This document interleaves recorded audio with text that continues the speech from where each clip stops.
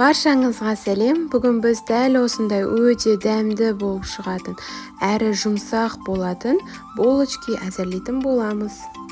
Керекті заттардың мөлшерін описание бөлімінде жазып қалдыратын боламын. Бізге ең алдымен жылы сүт қажет болады. Сүтімізді алып, ыдысымызға құйып аламыз да, оның үстінен кішкене ғана тұз салатын боламыз.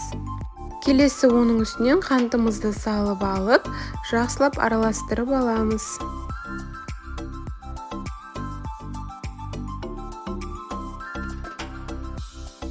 Енді оның үстінен ашытқы, яғни дрожжды салып араластырып аламыз.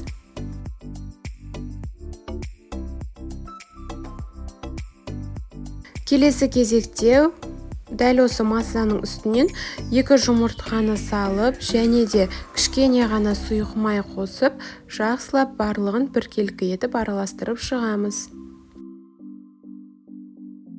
Жақсылап араластырып болғаннан соң, керегінше ұн саламыз да, жұмсақ қамыр илеп алатын боламыз.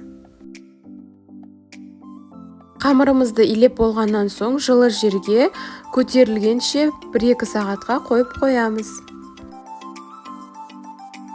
Міне 1-2 сағаттан соң біздің қамырымыз көтеріліп шығады. Қамырымыздың барлығын осылай алып аламыз. Енді қамырымызды пышақтың көмегімен кішкене бөлшектерге осылай бөліп, домалақтап шығатын боламыз.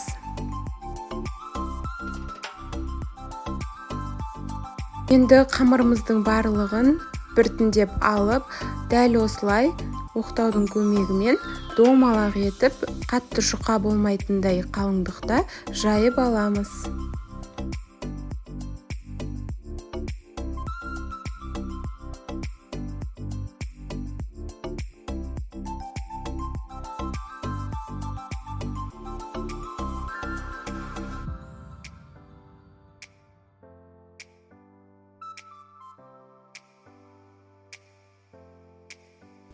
Қамырымызды домалақтап жайып алғаннан кейін, оның арасына бөлме температурасында тұрған сары майымызды кішкене бөлшегін алып, осылай қасықпен жан-жағына жеткізе отыра жағып шығамыз.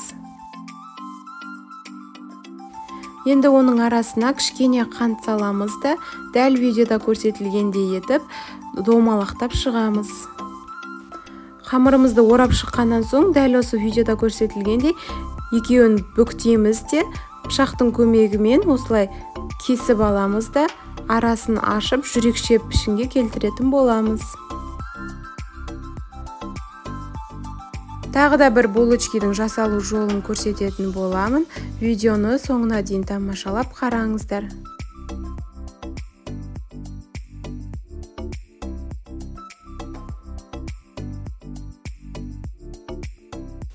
Егер де менің видеоларым ұнап жатса, каналыма жазылып лайк басып, комментария қалдырып кетіңіздер, және де қоңырауша белгісін басып қойыңыздар. Алдағы уақытта жақсы видеолармен бөлісетін боламын.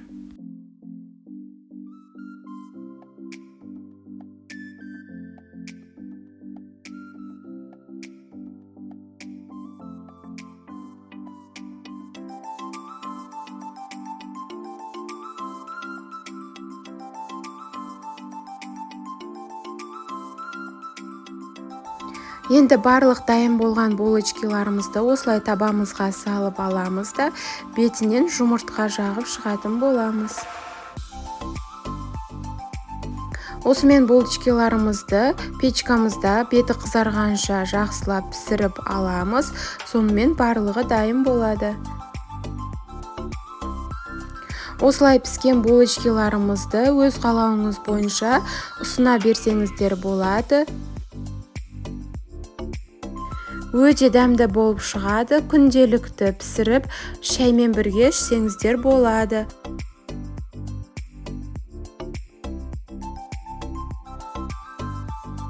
Егер де менің видеом ұнап жатса, каналыма жазылып лайк басып, комментария қалдырып кетіңіздер. Ас болсын!